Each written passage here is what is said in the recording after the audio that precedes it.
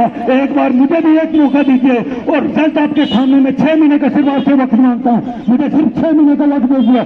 मैं इन बीजेपी में जितने भी लोगों ने भी स्कैंडल किए होंगे 6 महीने के अंदर मैं इनके स्कैंडल आपके सामने ले आऊंगा ओपन। इसलिए मेहरबानी करके मुझे एक बार डायमंड मेरे चुनाव दिखाए हैं।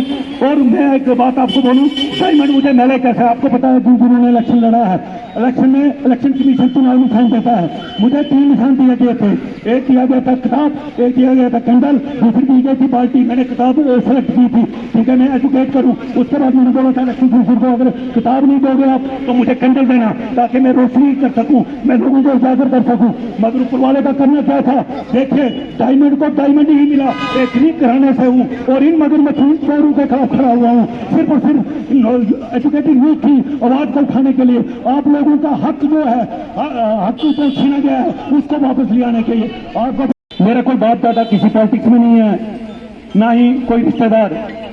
अलबत्ता मेरा वो जमीर इजाजत नहीं दी कि मैं इनके जुल्मों के खिलाफ जिन्होंने घोटाले किए हैं, चाहे वो पीडीपी है, चाहे कांग्रेस है, चाहे बीजेपी है, उनके जुल्मों की आवाज न उठाऊं। इसलिए मैंने तय किया कि अगर इस गंदगी को दूर करना है तो गंदगी में मुझे खुद कूदना पड़ेगा। इस वजह से मैंने खुद अपनी एक पार्टी जिसका नाम Jammu Kashmir all alliance democratic party है लॉन्च की। जम्मू प्रांत में इसमें मैं प्रेसिडेंट हूँ। हमारे प्रेसिडेंट श्रीनगर से राकिबुर रशीद जी हैं, इंजीनियर। मेरी पार्टी में अभी मैंने जम्मू से तकरीबन 10-15 कैंडिडेट जो डॉक्टर्स इंजीनियर हैं वो कंटेस्ट कर रहे हैं मेरी पार्टी से, जिनको मैंने नोमिनेट किया है। 2019 में आपने देखा जब सर्वे हुई तो बीजेपी क्लीन कट ये हुआ कि बीजेपी की हुकूमत जम्मू कश्मीर में नहीं आएगी। उन्होंने जम्मू प्रांत के हिंदुओं को कॉन्फिडेंस में लेके और ये आश्वासन देके कि दफा 370 और 35 से जम्मू के हिंदुओं के लिए नासूर है, इसका सिर्फ और सिर्फ कश्मीर वालों को फायदा होता है। अगर इसको हटाया जाएगा तो आपको रोजगार के भंडार मिलेंगे, हर वसाइल आपके लिए जम्मू में मुहैया होंगे। तो तब मैंने ये आवाज उठाई कि भाई दफा 370 और 35 से तोड़ने से पहले इसका नफा और नुकसान देखो, इसका नफा क्या है, नुकसान क्या है। क्योंकि जब हम पढ़ते थे आपको याद होगा कि स्कूल में हमारा उस्ताद हमें एक चीज पर बड़ा मजबूर करता था डेली कि भाई इस चीज का नफा क्या है और नुकसान क्या है, प्लीज आप वेरीफाई करके दो, नफे कितने हैं इसमें, नफा कितना है, नुकसान कितना है। वो चीज वो क्वेश्चन मुझे याद था, इसलिए मैंने इनको बार बार कहा कि इसको तोड़ने से नुकसान ज्यादा है, नफा कम है।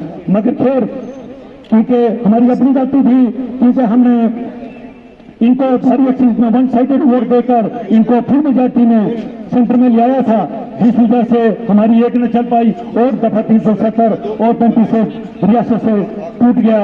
आपको पता होगा कि राजाओं के वक्त ये जो हमारी स्टेट है ये मुल्क हुआ करती थी, इसमें प्राइम मिनिस्टर हुआ करता था। उसके बाद मुल्क से इसको स्टेट बनाया गया और भाजपा बीजेपी के आने पर इसको यूटी बनाया गया और 2 हिस्सों में बांटा गया। माँ बाप इन लोगों ने बहुत लड्डू बांटे। मैंने इनको कहा कि ये वो लड्डू एक टाइम वो आएगा, ये लड्डू ना आपका नीचे जाएगा ना ऊपर, और आज वो दिन आ गया, इनको वो लड्डू गले में फंस गया है। इसलिए मेरे भाइयों, जैसा काम काज इलेक्शन में ये वो लोग हैं जो हिंदू और मुस्लिम की बात करके अपना जाति फायदा उठाते हैं।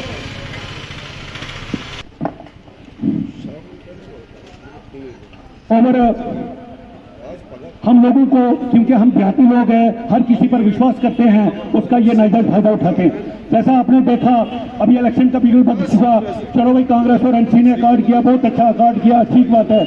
मगर आपको ये मालूम होना चाहिए कि ये वो पार्टियां हैं जिनको बने हुए 70-72 साल हुए हैं और इन्होंने 20 को नॉमिनेशन फॉर्म भरने की डेट थी।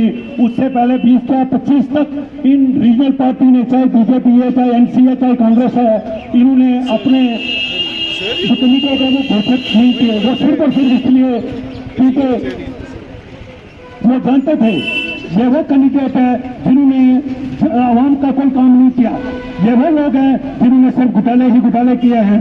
फिर अकॉर्ड हो गया। अकॉर्ड होने के बाद आपको पता होगा कि कांग्रेस का कैंडिडेट जो है, एनसी और कांग्रेस की दोनों की साइड से कैंडिडेट जो है बदला से जो कॉन्स्टिट्यूंसी से घोषित किया गया वो नदीम जी थे, जिंदो थे। आज तक आप देखो, हमने इनको बार बार यही कहा हर पार्टी को कि अगर आपने कोई कैंडिडेट उठाना भी है तो हमारी बदुआ का क्यों नहीं, क्योंकि 1,25,000 हमारा बदुआ वोट है, जिसमें 95,000 वोट जो है हमारा बदुआ का है, और कैंडिडेट हम जिले वाले को क्यों एक्सेप्ट करें। तो मगर ये वो पार्टियां हैं क्योंकि इनको सिर्फ फंडिंग चाहिए, इनको आम जनता से कुछ लेना देना नहीं है। और 26 तारीख को ये घोषणा हो गई कि एनसीडी 5 पार्टियों से ठीक है, बाकी अगर 90 सीटों पर इनका अलायंस था, सिर्फ चुनाव वाली की 5 पार्टी और 5 कॉन्स्टिट्यूंसी में, वो सिर्फ और सिर्फ इसलिए क्योंकि हमारी चुनाव कॉन्स्टिट्यूंसी चुनाव में जिन्हीं 5 कॉन्स्टिट्यूंसी चुनाव वाली में 60 और 40 की रेशो है, 60 में 60% मुस्लिम है और 40% हिंदू है। वो इसलिए उन्होंने किया, इन लीडरों ने वो सिर्फ इसलिए किया ताकि जो मुस्लिम का वोट है वो डिवाइड हो और बीजेपी क्लीन यहाँ से टिकट निकाल सके। मगर बीजेपी ये भूल गई थी कि इस बार हिंदू भाग गया है, क्योंकि 2014 से जो हमने बदुआ से एमएलए चुना था वो बींग हिंदू, उसने मुसलमानों का काम तो छोड़ो, एक भी हिंदू का काम नहीं है। आप मैं पाथरी के शब्दों में ओपन आप सभी से ये क्वेश्चन करता हूँ, आप मुझे बोलिए, जो आपका एमएलए था दिलीप परिवार 2014 से लेकर 2026 तक एक भी बार आपकी ग्रीवेंस सुनने के लिए आपके पाथरी अड्डे में आया है? अगर कोई भी शख्स ये बोले तो मैं अपना मैंडेट मैं उसके हक में बोलूं। आप मुझे बोलिए, इन लोगों ने सिर्फ और सिर्फ अपना मुफाद उठाना। आपको पता है जब 370 टूटा गया, 35 टूटा गया, या वो महबूब इकबाल साहब जो आज अपने बदुआ कॉन्स्टिट्यूंसी से एज एमएलए खड़े हुए हैं, वो सिर्फ आप उस्मान भाइयों को बेवकूफ बनाने के लिए खड़े हुए हैं, क्योंकि उनको पता, आपको पता होना चाहिए इन लोगों से वो लोग हैं जिनके खिलाफ एनआईए लगी हुई है, ईडी लगी हुई है, विजिलेंस लगी हुई है। ये सिर्फ और सिर्फ अपने जाति मुफाद, अपने काले चिट्ठे को छुपाने के लिए इक़्तिदार में आना चाहते हैं। अगर वो इक़्तिदार में नहीं आएंगे तो बीजेपी को सपोर्ट करना चाहते हैं। इंटरनली ये क्लियर है कि उनका खड़ा होना चुनाव में ये बीजेपी को सपोर्ट करना है। मैं दावे के साथ ये कहता हूं कि 6 महीने में मैं बदुआ कॉन्स्टिट्यूंसी को सोने की तरह बनाऊंगा। आपको पता है हमारी ऐसी टूरिज्म है, मगर इधर टूरिज्म में एक भी पैसा न लगाया जाता है न कुछ। इसलिए मेरे भाइयों, सबको छोड़ के जैसे कि ये राजनीति करते हैं, मैंने आपको पहले ही बोला कि मेरे खानदान में कोई भी पॉलिटिक्स ना है, ना मैं पॉलिटिशियन था। मैं पुलिस में काम करता था, मगर हाँ फिर मैंने महकमे में भी जब था तो मैंने एसएसपी को भी, उसको भी उसके खिलाफ भी एफआईआर लगवाई थी, तो मेरा ऐसा भी था, क्योंकि मैंने हर वक्त जुल्म के खिलाफ मैंने आवाज उठाई है। मैं जुल्म बर्दाश्त करने वाली में से नहीं हूँ। मेरी तरह लाखों नौजवान है, मगर वो डर के मारे अपनी आवाज नहीं उठाते थे। मैं उन नौजवानों से दरख्वास्त करता हूँ कि आप आइए, अशोक का दामन थामिए, आपको कोई बांका नहीं कर सकता। हक के लिए लड़िए और अपना हक किसी को छीनने भी मत दीजिए। इसलिए मेहरबानी करके इस बार आप एक बार, जहां आपने 75 साल इन तमाम रीजनल पार्टी के हर एमएलए को देखा, हर एमएलए को आपने देखा, एक बार मुझे भी एक मौका दीजिए और रिजल्ट आपके सामने। मैं 6 महीने का सिर्फ आपसे वक्त मांगता हूं, मुझे सिर्फ 6 महीने का वक्त दे दिया। मैं इन बीजेपी में जितने भी लोगों ने भी स्कैंडल किए होंगे, 6 महीने के अंदर मैं इनके स्कैंडल आपके सामने ले आऊंगा ओपन। इसलिए मेहरबानी करके मुझे एक बार